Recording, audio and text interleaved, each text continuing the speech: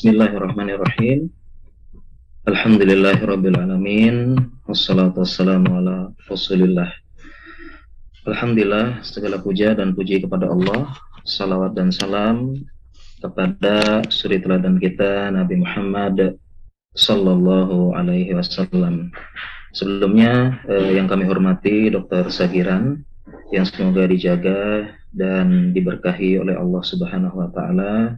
Saya ucapkan jazakumullahu khairan wa matur nuwun dokter, sudah diberikan kesempatan untuk berbagi, sharing dengan teman-teman, dengan para jamaah, dan bisa menyapa. Dan kemudian bagi para tim semuanya, kami ucapkan terima kasih, jazakumullahu khairan. Ya, kita akan sharing-sharing saja ke depan. Nah, kemudian tadi di pengantar dokter Sagiran memberikan pengantar ya bagi para jemaah umroh. Jadi sebelumnya saya ingin memberikan hadiah ya, beberapa buku saya. Yang pertama tadi karena kita zikir pagi dan petang, saya akan kirimkan nanti mohon dikirimkan alamat lengkap. Saya kirimkan buku zikir pagi dan petang ini, dan ini adalah sama doa aktivitas harian. Ini buku saku, insya Allah saya kirimkan nanti 20 ya, insya Allah ya, dibagikan nanti ya, zikir pagi petang. Ini saya susun dengan penjelasan ringkas ulama dan doa aktivitas harian dari sejak bangun tidur sampai dengan memejamkan mata kembali ya. Saya pilihkan doa-doa yang ringkas-ringkas, gampang dihafalkan, dan tentunya ada penjelasan ulama tentang doa tersebut. Kemudian yang kedua ini tadi bicara haji dan umroh. Nah ini saya juga akan kirimkan nanti, tapi nun sewu mudah-mudahan stoknya masih ada ini ya, mudah-mudahan. Jadi kalau ada saya kirimkan, kalau nggak ada nun sewu jangan nggak dikirimkan berarti.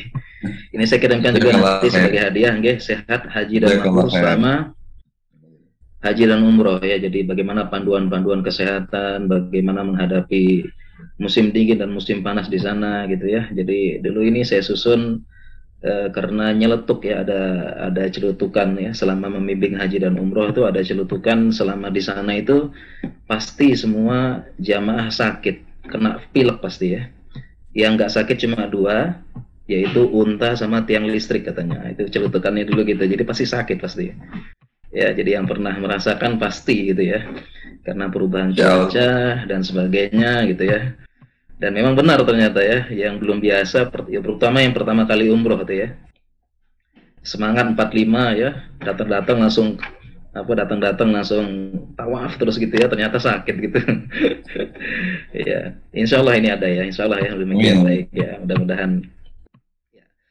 Baik, mungkin kita bisa mulai para jamaah sekalian. Ini saya sudah siapkan slide ya, sesuai dengan tema kita pada kesempatan pagi hari yang penuh berkah ini. Temanya dari panitia, yaitu empowering ummah dengan penguatan akidah ya. Jadi menguatkan umat dengan memberikan motivasi ya, penjagaan, penguatan umat Islam ini dengan penguatan akidah ya. Mengapa tema ini ternyata sangat tepat sekali, sangat bagus ya, terutama di zaman sosial media, internet, ya, di zaman menyebarnya pemikiran dengan sangat mudah. Ini kita sangat penting ya, menjaga akidah umat, terutama akidah anak-anak kita, generasi muda kita ini, yang kita perlu jaga dan perlu kita kuatkan. Bagaimanapun juga ya, ini umat kita ya, generasi muda kita, penerus dakwah kita ke depan, ini perlu kita jaga ya. Terlebih di zaman sosial media di zaman ini.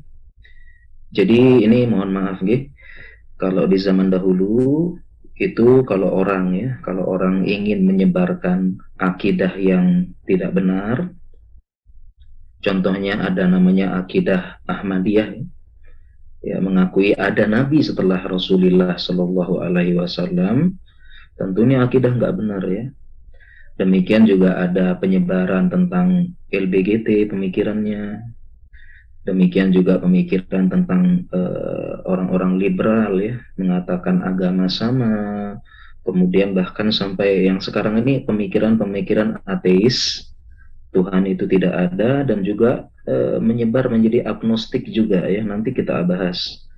Nah, ini yang penyebar pemikiran-pemikiran seperti ini yang merusak akidah umat. Kalau di zaman dahulu belum ada sosmed, mereka kalau ingin menyebarkan akidahnya, mereka harus membuat pertemuan offline. Mereka harus berani berbicara di publik untuk menyebarkan. Ya, mereka pun juga harus ya menulis buku yang semua orang bisa lihat, bisa baca, dan penulisnya siapa, alamatnya di mana, ya profil penulisnya ada. Jadi zaman dulu mereka kalau menyebarkan akidah-akidah yang sangat bertentangan dengan umat Islam, itu mereka harus tampil, ya harus berani tampil di publik. Tapi di zaman ini dengan sosial media, internet, WhatsApp dan sebagainya, mereka bisa menyebarkan akidah-akidah yang merusak umat di balik layar dan langsung mencapai generasi-generasi muda kita, anak-anak, ya langsung mencapai mereka, langsung menggerogoti ya pikiran-pikiran polos mereka. Nah, sehingga teman-teman, para jamaah sekalian, kaum muslimin dan muslimat, ini sangat tidak heran ya, muncul generasi-generasi di zaman ini yang dengan mudahnya ya menyebar pemikiran ateis, agnostik, semua agama sama. Ya, kemudian juga muncul teladan-teladan dari umat ini, dari luar yang dicontohkan. Ya, ini sangat penting ya. Nah, oleh karena itu, ya ini tugas kita bersama, kita harus menguatkan akidah umat. Harus. Ya, kita harus, sangat penting di zaman ini ya. Kita pun harus, dan ini tugas kita bersama, okay? Bukan hanya para ustadz ya, bukan hanya orang-orang ini, kita pun bisa, yaitu bantu menyebarkan akidah yang benar. Ya, bantu kalau mereka membuat konten-konten kreatif, kita juga buat tuh konten-konten kreatif yang masih sesuai dengan syariat, yang bisa menjelaskan akidah yang benar. Dan yang paling penting, kita pun belajar dulu dan memberikan contoh kepada umat bahwasanya ya orang yang belajar agama, orang yang belajar akidah itu pun hidupnya nyaman, tenang, hidupnya juga sukses. Dan ini contoh langsung ya, berusaha memberikan contoh langsung kepada masyarakat. Okay. Nah, sebelumnya para jamaah sekalian, sebelum kita berbicara tentang akidah, nah ini ada definisi. Kita perlu tahu, kadang-kadang kita sudah ngaji akidah, tauhid, manhaj gitu ya. Nah, ternyata kita belum tahu bedanya gitu. Nah, sebaiknya kita tahu. Ya, biar kita paham akidah itu apa sih, tauhid itu apa, bedanya apa gitu ya. Ya, bedanya apa. Jadi kita perlu tahu definisi awal. Okay. Nah, jadi ini penjelasan dari para ulama ya. Jadi yang namanya manhaj lebih luas daripada akidah. Akidah lebih luas daripada tauhid. Ya, ini penjelasan ringkas, gitu. Ya. Yang namanya manhaj itu adalah metodologi beragama. Ya, manhaj itu metodologi beragama, atau bahasa kita pola pikir. Pola pikirnya, pola istidlal, pola istimbat ya. Bagaimana metodologi kita beragama. Nah, metodologi beragama ini mencakup akidah, manhaj dalam berakidah, manhaj dalam bermuamalah, manhaj dalam fikih, manhaj dalam akhlak. Jadi manhaj ini metode beragama, pola pikir ya. Nah, manhaj kita adalah berdasarkan pemahaman para sahabat. Jadi manhaj kita adalah manhaj berdasarkan pemahaman para sahabat. Kenapa? Karena para sahabat, tabi'ut tabi'in ya, para salaf kita yang menerima langsung yang paling paham apa yang dijelaskan oleh Rasulullah Shallallahu Alaihi Wasallam. Ya, karena murid langsung mereka yang paling paham. Ini manhaj, gitu. Nah, sedangkan akidah itu adalah keyakinan dalam hati, ya, karena asal katanya akdun, ya, artinya akad, ya, ikatan, makanya kita bilang akad dalam seorang muslim. Ya, yang sebagian ulama ini membedakan antara akidah sama sama amaliyah. Ya, akidah sama amaliyah itu beda. Nah, sedangkan manhaj itu mencakup amaliyah dan akidah. Okay? Nah, kemudian baru tauhid. Nah, tauhid ini lebih khusus lagi dari akidah, yaitu menunaikan hak-hak khusus Allah, mentauhidkan Allah, karena Allah itu punya hak-hak prerogatif yang perlu kita tunaikan. Okay? Ini namanya tauhid, hak-hak khusus Allah.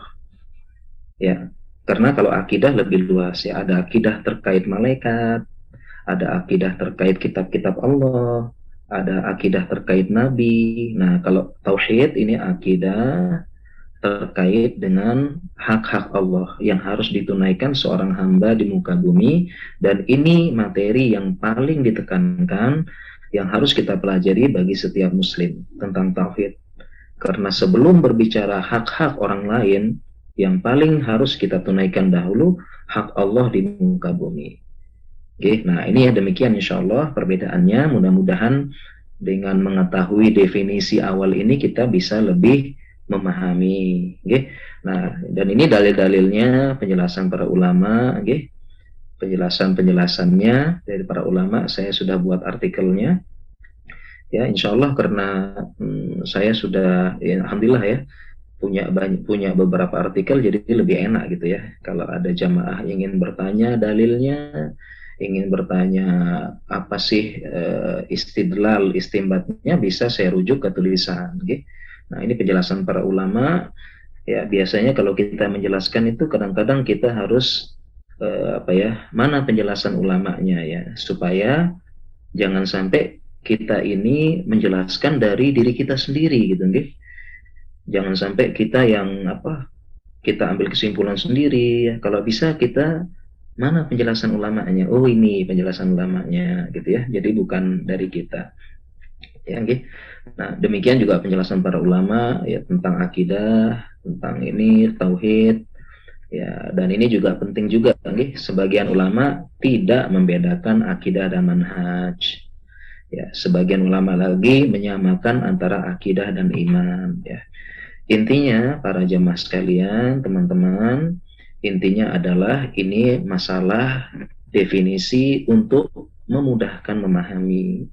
Ya, intinya adalah kita memahami manhaj yang benar, akidah yang benar, dan tauhid yang benar dengan cara terus belajar dan thalabul ilmi.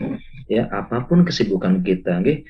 Ya, sibuk ketika ada yang sebagai dokter ya, apalagi dokter Sagiran mungkin beliau lebih sibuk lagi gitu ya, menyempatkan ya sok sibuk ya, dan yang lain-lain gitu ya, itu kita sempatkan gitu ya, belajar apapun itu insya Allah ya. Jadi thalabul ilmi faridatun ala kulli muslim, kita harus belajar agama, dan yang paling penting adalah hadis Nabi Shallallahu Alaihi Wasallam, may yuridillahu bihi khairan yufaqihu fiddin.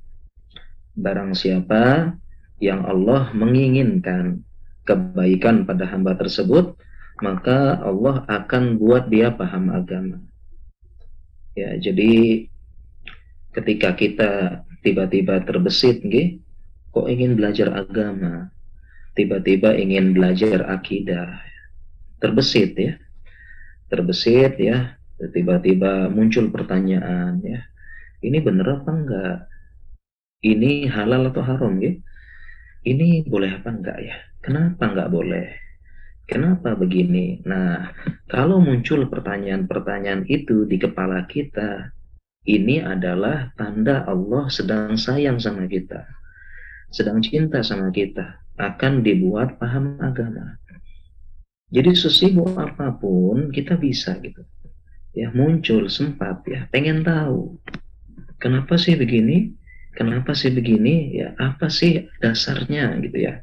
Nah, ini adalah tanda kebaikan dari Allah kepada kita. Nah, sebaliknya, ya, kalau kita nggak peduli sama sekali, nggak paham, nggak mau tahu, acuh tak acuh, udahlah masa bodoh gitu, ya. Ya, nah ini tanda Allah nggak peduli sama kita, benar-benar nggak mau ya, tidak dipedulikan. Ini yang disebut dengan istidraj. Ya, istidraj itu ya Allah biarkan dia dikasih kenikmatan, ya kaya apa, tapi Allah sebenarnya udah nggak peduli. Ya nggak peduli, nanti fatamata qalilan, ya udah bersenang-senang sebentar aja, bersenang-senang sebentar aja di dunia, ya nanti tunggu nanti ketika datang maut dan sakratul maut, ya ada pembalasan. Oke, nah kita terus belajar ya. Nah, terkait dengan agama dan akidah ya, tentunya apa sih tujuan kita mempelajari akidah umat ya, empowering ummah. Tentunya kita ingin umat Islam ini kembali berjaya, kembali berjaya sebagaimana di zaman dahulu ya, di zaman Rasulullah, para sahabat ya, tabiut tabiin dan generasi-generasi selanjutnya, yang kalau kita lihat nih, kalau kita lihat ini di zaman dahulu itu luar biasa, di mana kaum muslimin itu hampir menguasai sepertiga dunia dalam jangka waktu 30 tahun. Ya, karena masa khalifahan itu 30 tahun sebagaimana dalam hadis. Ya, kita pengen umat ini kuat. Ya. Nah, makanya judulnya bagus banget nih, empowering ummah dengan penguatan akidah. Karena kejayaan umat Islam di zaman dahulu itu karena akidah yang kuat, keimanan yang kuat gitu loh. Ya, keimanan, akidah yang membawa umat Islam ini peduli dengan agamanya. Akidah yang kuat. Jadi semua pada peduli dengan agama. Siapapun itu. Ya, jadi akidah yang kuat ini menyebabkan kaum muslimin ini peduli sama agamanya. Apa yang harus saya lakukan untuk agama saya? Apa sumbangsih saya untuk agama saya ini apa ini? Saham kebaikan saya apa? Amal jariah saya apa nih? Semuanya peduli dengan agama. Nah, salah satu yang menyebabkan umat Islam sekarang mundur itu adalah ini nih. Ya, ungkapan ini ya, umat Islam tidak kekurangan orang pintar dan hebat, tetapi kekurangan orang yang peduli dengan agamanya. Oke? Jadi sebenarnya umat Islam ini banyak yang pintar, banyak profesor, doktor, yang hebat banyak, masya Allah. Pejabat, punya kekuatan, punya ini banyak. Tapi kita kurang ini aja deh, yang peduli dengan agamanya. Oke. Coba kita bayangkan sekarang misalnya ada tokoh besar, ya mungkin ya kita punya contoh langsung nih, Dokter Sagiran nih, ya, beliau tokoh ya peduli dengan agama ya. Coba kita mikir ya, beberapa orang seperti ini banyak begitu ya, peduli. Kita lihat bagaimana ya, insya Allah agama ini akan besar begitu ya. Orang-orang yang pintar, hebat, ya punya kekuatan, dia peduli merangkul. Ya, dia bagaimana umat Islam maju, ya buat pengajian, buat masjid, buat apa, ya ada pejabat ya membangun center-center Islam, ya kemudian membangun masjid, menggali sumur, memberikan manfaat kepada kaum muslimin. Nah, itu saya rasa umat Islam langsung hebat nih. Ya, kalau banyak yang peduli dengan agamanya. Nah, masalahnya karena akidah gitu ya. Karena akidah yang kurang gitu, mereka nggak peduli sama agama. Kenapa tidak peduli? Karena tadi dalam hatinya, keyakinannya itu agama itu sekedar formalitas gitu. Beragama itu sekedar formalitas ya, dan ada anggapan kalau ada akidah, ini keyakinan, akidah itu kan keyakinan. Ada keyakinan kalau orang beragama bakal terbelakang, orang beragama itu nggak maju-maju ya. Ya, apalagi masuk pondok itu nanti akan apa ya, akan terkungkung dari dunia luar ya, nggak ngerti sains, nggak ngerti teknologi ya. Kalau dia beragama sampai dan sebagainya itu orangnya akan jelimet, susah, pokoknya hidupnya terbatas. Nah itu, ini kan akidah, keyakinan yang menyebar di kaum muslimin sekarang. Itulah yang menyebabkan mereka udah nggak peduli sama agama. Karena kalau beragama itu pasti ya Bapak ya, hidupnya susah, sengsara, terbatas gitu ya. Padahal nggak, tidak. Nah ini makanya kita kembalikan ini akidah umat, keyakinan umat. Akidah itu kan apa ya, keyakinan dalam hati itu loh. Justru kalau kembali kepada agama dengan akidah yang benar, kita akan maju nih, akan hebat, luar biasa. Nah, kemudian kalau kita lihat ini ya, kita lihat sejarah gitu ya. Kita lihat sejarah, kaum muslimin ini ya, 30 tahun menguasai sepertiga dunia itu karena kekuatan akidah yang lebih utama. Kekuatan akidah yang lebih utama ya.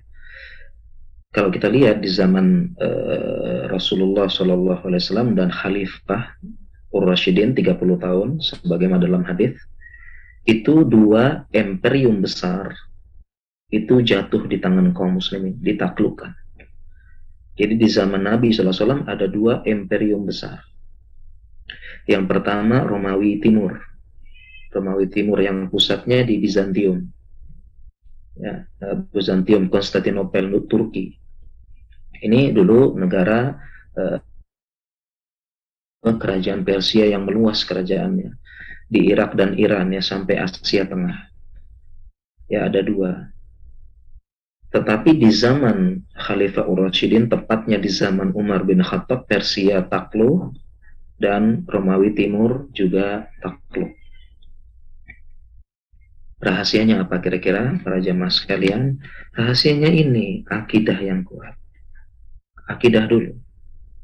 Karena kalau kita lihat begini, kalau kita lihat yang lain-lain, pertama, kalau kita berbicara dari sisi ekonomi, ya, sisi ekonomi, itu tanah Arab, ya, Mekah dan Madinah, tanah Arab dari sisi ekonomi itu miskin dan kering. Ya, miskin dan kering tanah Arab saat itu. Ya, mungkin yang pernah haji dan umroh gitu, kalau ke sana itu ya Allah ya, panas, kering, nggak ada apa-apanya. Ya, apalagi di Mekah itu ya memang kalau kita tanam pohon tumbuh batu katanya gitu tuh. Ya, jadi kering gitu, ekonomi kering, nggak ada apa-apa, sumber daya alam di sana.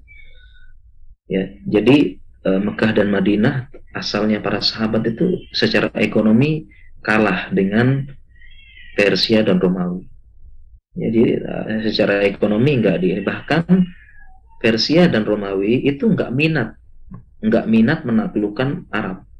Mekah dan Madinah artinya menjajah itu nggak minat. Ngapain jajah Madinah sama Mekah, nggak ada apa-apanya. Ya, jadi itu Mekah dan Madinah saat itu tidak berada dalam kekuasaan siapapun. Berbeda dengan Yaman, karena subur, Yaman itu berada di bawah kekuasaan Persia. Demikian juga Ethiopia, Habasyah, ya itu berada di bawah, dulu sempat berada di bawah kekuatan Romawi. Ya, jadi mereka malah mending menjajahnya itu ke Yaman atau ke Ethiopia. Mekah, Madinah enggak. Menunjukkan secara ekonomi enggak. Kemudian secara militer dulu tanah Arab, tanah Arab itu di zamannya Rasulullah SAW dan para sahabat itu mereka secara militer hanya punya panah dan beberapa kuda saja. Kuda pun ada, tapi sedikit banget kuda. Ya, padahal kalau untuk perang itu harus hebat militernya. Berbeda dengan Romawi dan Persia, mereka pertama punya manjanik. Manjanik itu pelempar batu-batu yang besar. Mereka punya kuda perang yang banyak.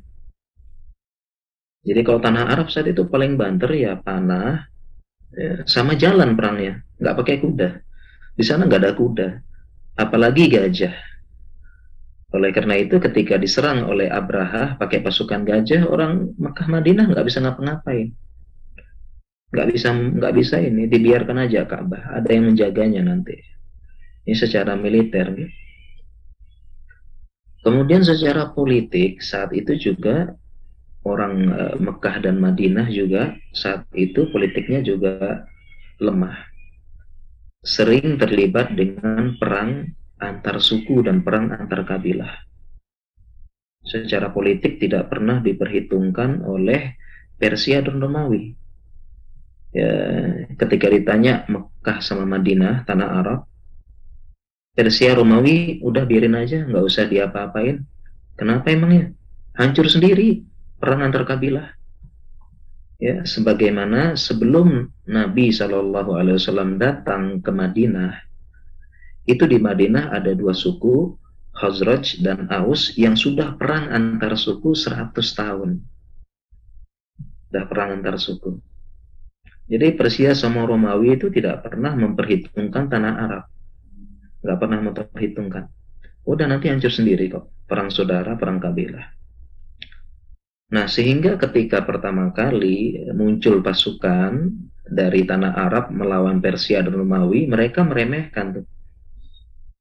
Ya, meremehkan pertamanya, tapi ternyata artinya apa? Kaum muslimin sekalian, para jamaah, jadi yang membawa kejayaan umat Islam adalah penguatan akidahnya, penguatan imannya. Yang iman ini membawa seseorang peduli dengan agamanya. Memang penting, ya, saya tidak katakan militer itu tidak penting, kemudian ekonomi nggak penting, itu penting semua. Ekonomi, politik, sains apalagi penting semua, tetapi yang lebih penting adalah akidah umat Islam. Ya, agar peduli dengan agamanya. Okay? Nah, kita perlu menjaga akidah umat Islam dari dua hal ini. Pertama, gulu, dan yang kedua meremehkan. Ya, jadi memang ya penyakitnya akidah itu dalam beragama dua, berarti kan gulu dan ifrat, tafrid, yang meremehkan. Iya kumwal gulu, hati-hati dengan gulu. Jadi jangan sampai kita ahlus sunnah wal jamaah di tengah-tengah. Kalau gulu ini berarti ya seperti pemahaman takfiri, ya, mengkafirkan kaum muslimin tanpa akidah dan patokan yang benar dan sesuai dengan bimbingan ulama. Tidak boleh. Ya, jadi ada seperti ini. Atau sekarang adalah meremehkan. Ya, meremehkan.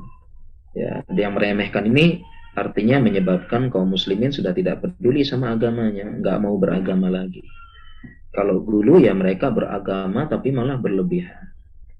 Ya, berlebihan beragamanya tanpa ilmu dan sebagainya. Ya, jadi mirip dengan Yahudi dan Nasrani, ya, sebagaimana dalam surat Al-Fatihah yang kita baca, waladhdallin ghairil maghdubi alaihim waladhdallin, gitu. Itu bukan jalan orang-orang yang maghdub, dimurkai, yaitu jalannya orang Yahudi dimurkai. Yahudi itu punya ilmu, tetapi mereka tidak menerapkan, dan dol, sesat, itu adalah Nasrani, mereka tidak berilmu, banyak mengubah-ubah. Dan yang ini muncul nih, yang meremehkan ini sekarang banyak nih, menjauhkan umat dari Islam, liberal, muncul pemikiran-pemikiran liberal, ateis, komunis, agnostik, free thinker, ya pokoknya bebas pikir, yang penting masuk logika lu, gitu ya. Kalau liberal kan tahu ya, liberal dan pluralisme, semua agama sama, ya intinya sama aja ini. Dan orang-orangnya sekarang ini udah mulai muncul secara terang-terangan, ya, muncul terang-terangan sudah, ya.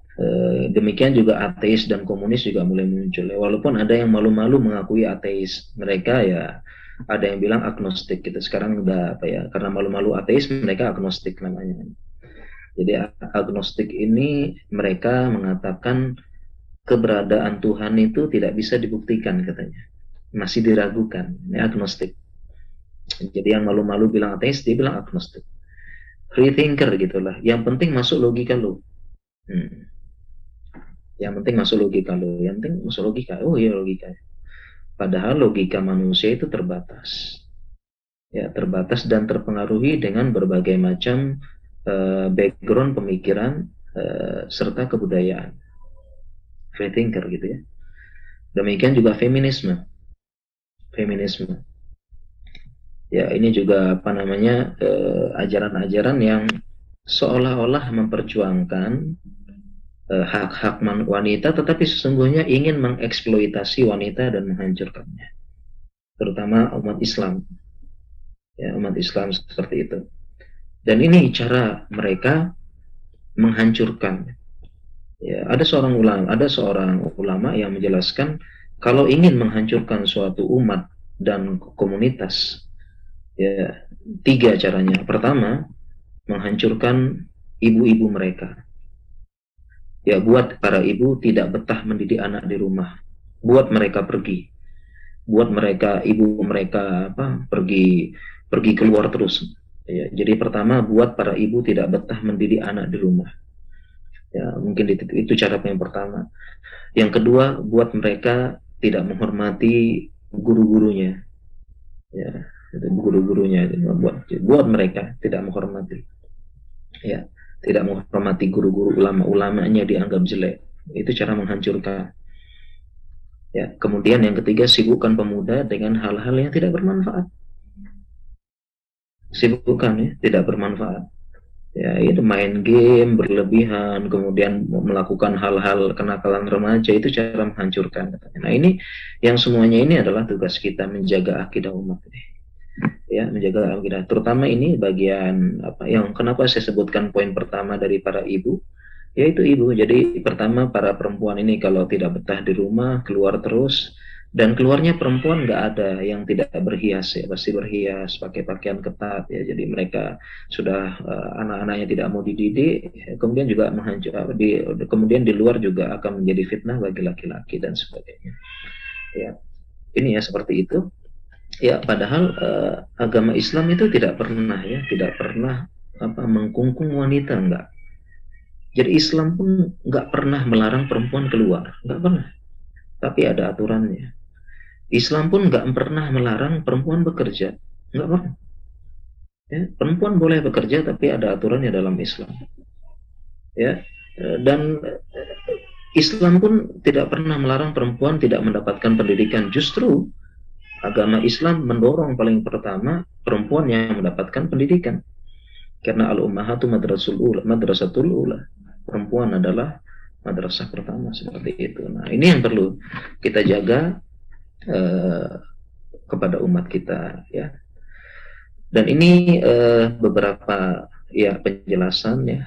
Tadi sebenarnya untuk menjelaskan tentang meluruskan akidah-akidah yang tidak benar ya dari teman-teman yang menyebarkan akidah ateis dan sebagainya dan agnostik. Nah, ini saya ingin tunjukkan bahwasanya gampang sekali ya untuk mengcounter pemikiran mereka, bahwasanya Allah itu ada dan punya tanda-tanda kebesarannya. Inna fi khalqis samawati wal ardi wa ikhtilafil laili wan nahari la ayatil liulil albab. Ya, sesungguhnya penciptaan langit, bumi, dan perbedaan pergantian siang dan malam ini ada tanda-tanda kebesaran bagi orang-orang yang mau berpikir. Oke. Ini tadi saya ingin menjelaskan tentang bagaimana kita mengcounter gitu ya orang-orang ateis dan sebagainya ya. Dan ini juga ya bagaimana orang-orang yang ateis, komunis, feminis, kemudian free thinker dan sebagainya itu terjadi sekarang. Idza tutsla alaihi ayatuna qala asatirul awwalin. Apabila dibacakan ayat-ayat kami kepada mereka, itu asatirul awwalin, itu kan dongeng orang-orang dulu aja itu ya. Udah nggak berlaku zaman ini, Al-Quran ini. Ini zaman sudah maju, bro. Zaman sudah canggih, zaman udah orang ke bulan, ya zaman teknologi. Ini kok baca-baca ayat ini itu loh. Ya, kisah-kisah kuno zaman dulu, asatirul awalin, nggak cocok. Ya, apalagi saya juga punya tulisan itu mulai banyak orang menafsirkan Al-Quran dengan metode hermeneutika. Saya punya tulisan juga itu ya. Jadi bagaimana mereka menafsirkan Al-Quran, kalau bahasanya seenak udele dewe gitu ya Pak, enak apa ya, nafsirkan semau gue gitu, menafsirkan Al-Quran ya. Bahasanya sih bahasa-bahasa ilmiah dan edukatif ceritanya ya, tafsir hermeneutika. Tapi kalau kita baca jelimet gitu ya, jelimet menafsir sesuai hendak sendiri. Seperti itu. Ya, itu saya punya tulisan tentang ya bagaimana orang-orang liberal itu mereka ini tafsir apa? Ini tafsir hermeneutika. Tafsir sesuai dengan pola pikir modern, edukatif dan ilmiah katanya. Padahal jelimet ya, nggak masuk logika, nggak ilmiah belas biasanya gitu ya. Ya, termasuk mungkin kita pernah lihat dan ini dibawa sama orang-orang liberal untuk merusak umat Islam ya, tentang apa yaitu tentang semua agama sama, itu seperti itu. Kemudian penghalalan zina itu yang sempat heboh, itu juga dia bawa dalil tuh, tapi pakai tafsir hermeneutika gitu, jelimet. Dan kalau kita bilang ya kepada orang-orang ateis ya, mereka ya yang punya akidah ateis, agnostik, feminisme, kalau kita bacakan dalilnya, mereka bilang itu kan orang-orang dulu. Kepada feminisme kita bilang pakai tutup jilbab ya, falyujibna min jalabibihin, pakai jilbab gitu ya. Mereka bilang wah itu kan pakaian orang Arab zaman dulu itu tuh ya, orang Arab zaman dulu itu apa, mereka hidup di padang pasir, nah, supaya mereka panas, supaya nggak kedipan, mereka pakai jilbab besar kayak gitu. Nah ini sudah beda zaman dong ya, itu dulu itu persis nih asatirul awalin ya, mirip seperti itu ya. Sekarang sudah zamannya begini begini begini, jadi sama persis ya asatirul awalin. Padahal nggak juga ya, padahal nggak juga. Wah, padahal orang Arab zaman dulu malah nggak jilbaban, nggak jilbab orang Arab zaman dulu ya. Nah, ketika turun ayat jilbab, baru berjilbaban. Ini kan lucu gitu ya. Ya, malah dulu nggak jilbaban orang Arab. Ya, sahabat juga, sahabiah juga nggak jilbaban dulu. Artinya nggak, jilbabannya nggak sempurna. Ketika turun ayat jilbab, baru mereka jilbab. Ya gitu ya. Jadi bukan ini seperti itu. Nah ini ya, kita perlu. Nah ini juga ayat-ayat kosan Allah. Mungkin karena waktunya sudah jam 7 lebih ini, saya percepat sedikit ya. Mungkin kita lebih enak nanti ngobrol-ngobrol, tanya jawab, sharing, gitu. Ya ini tadi nanti, nah ini tentang ayat-ayat Allah, wa inna katsiran minan nas an ayatina laghafilun. Sesungguhnya manusia terhadap ayat-ayat kita ini banyak yang lalai. Ya, dan ini saya punya tulisan banyak insya Allah ya tentang akidah tauhid, ya benteng menghadangi komunisme dan ateis. Ya, ini ada tulisan saya juga. Bahkan para ulama menjelaskan ya, orang ateis ini lebih ya, mereka ya lebih bahaya daripada yang kafir jahiliyah. Karena orang kafir jahiliyah, Abu Lahab, Umayyah bin Khalaf, ya Abu Jahal, itu mereka masih percaya Allah. Cuma mereka mensekutukan. Nah, komunis dan ateis nih nggak percaya sama sekali gitu ya. Jadi seperti itu. Ya. Dan fitrahnya manusia ya percaya dan semua itu. Seperti itu. Ya. Nah, dan kemudian juga ini seringnya gitu ya.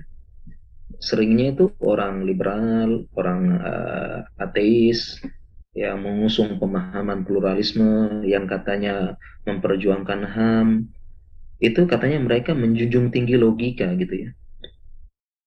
Menjunjung tinggi logika, harus masuk logika gitu. Ternyata setelah kita telusuri, mereka sendiri yang apa, tidak pakai logika berpikir begitu. Contohnya misalnya orang ateis mengatakan ya bagaimana ini kebetulan katanya. Bagaimana alam ini terjadi kebetulan. Ya, kebetulan yang ngatur alam ini semuanya kebetulan terjadi. Nah, masalahnya kebetulan kok teratur banget ya. Teratur, terciptakan, apalagi tadi saya sempat bawa ayat tentang apa, tanda kebesaran Allah pada tubuh manusia, wa fi anfusikum afala taqilun.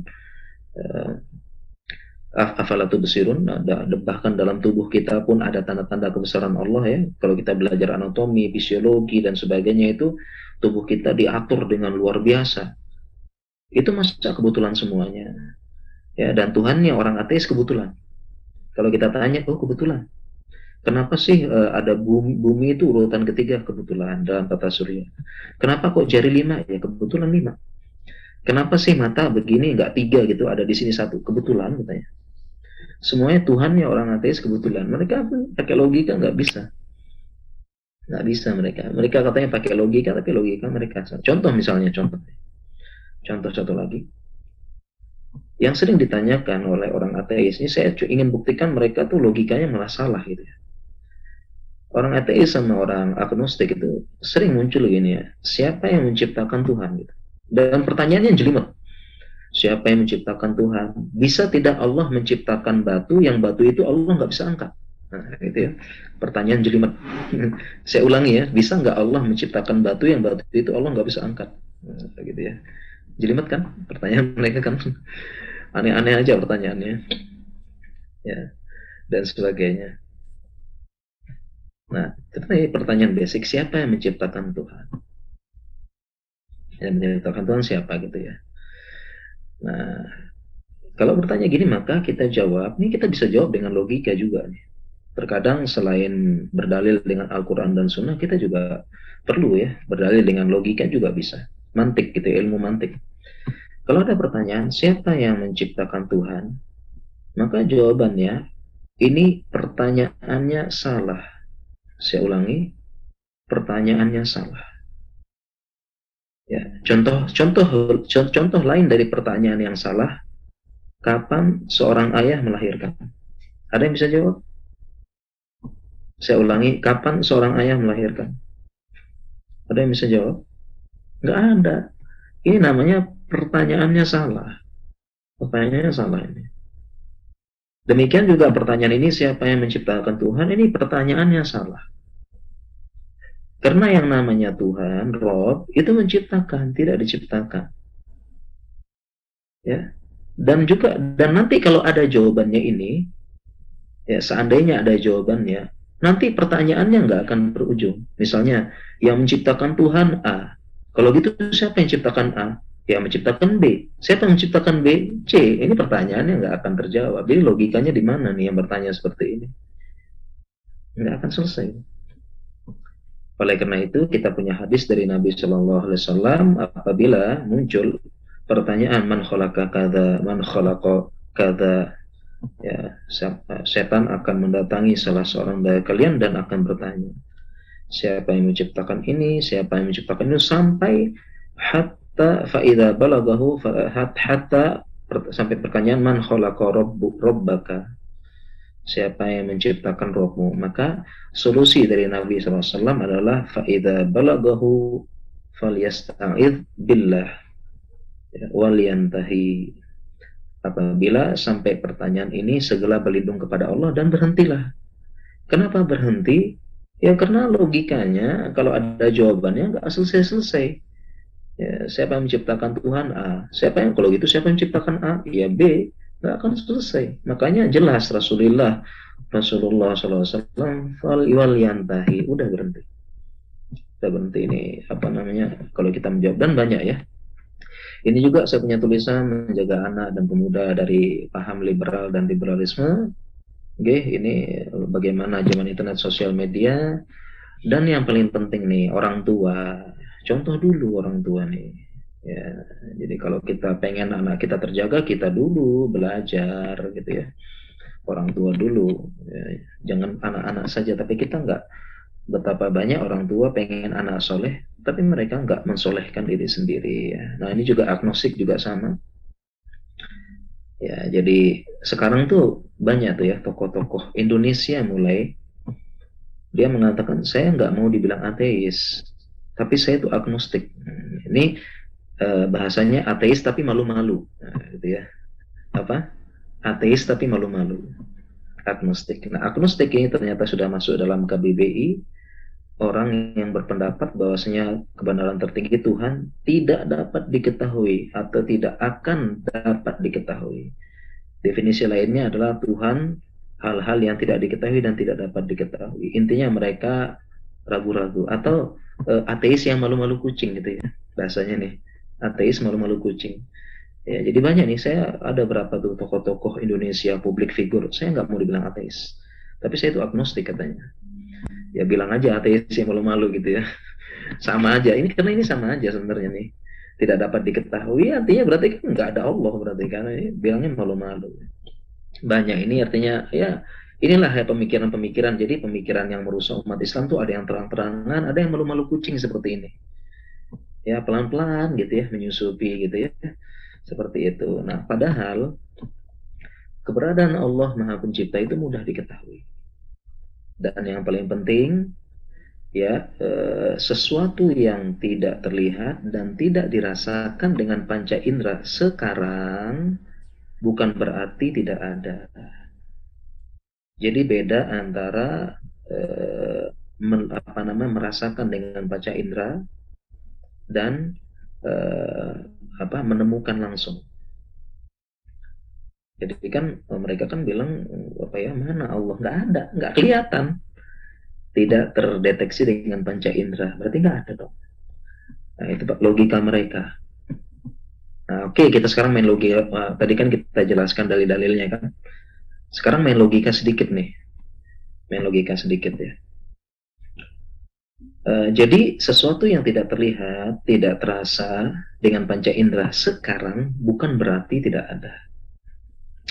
Oleh karena itu ada pertanyaan nih, apakah Anda pernah melihat dan pernah menemukan ibu dari nenek, dari ibu dari nenek, dari ibu nenekmu sekarang gitu ya? Atau kita bilang ibu nenek ketujuh Anda. Ya, jadi saya ulangi nih, pernah nggak melihat dan menemukan ibu dari nenek, dari ibu dari nenek, dari ibu? Jadi pernah nggak ketemu dengan nenek ketujuh Anda? Pernah nggak? Jawabannya pasti nggak pernah ketemu saya, nggak pernah dirasakan indera. Sekarang pertanyaannya, kamu percaya mereka ada? Jawabannya percaya mereka ada, ya karena nggak mungkin ibu kita ada kalau nggak ada nenek ketujuh kita. Ya, jadi nenek ketujuh kita itu percaya ada apa enggak? Ada, mereka percaya. Tapi pernah enggak kita ketemu sama nenek ketujuh kita? Kita rasakan dengan percaya itu? Nggak pernah. Tapi apa? Tanda-tanda mereka itu ada. Tanda-tanda keberadaan mereka itu ada. Tandanya apa? Dengan keberadaan ibu kita sekarang. Demikian juga dengan Allah yang Maha Pencipta. Kita tidak bisa merasakan dengan panca indera sekarang, tetapi tanda-tanda keberadaannya itu ada. Ya, ini logika, ini main logika. Jadi mereka pun katanya logika saya kok nggak ada ya. Lah ini ada ternyata. Ya, jadi seperti itu. Nah, insya Allah masih banyak pertanyaan, penjelasan-penjelasan yang lain ya. Karena waktunya ini kajian pagi singkat. Ya, saya cukupkan sampai demikian dan mungkin saya kembalikan kepada moderator dan host ya. Silahkan. Ya.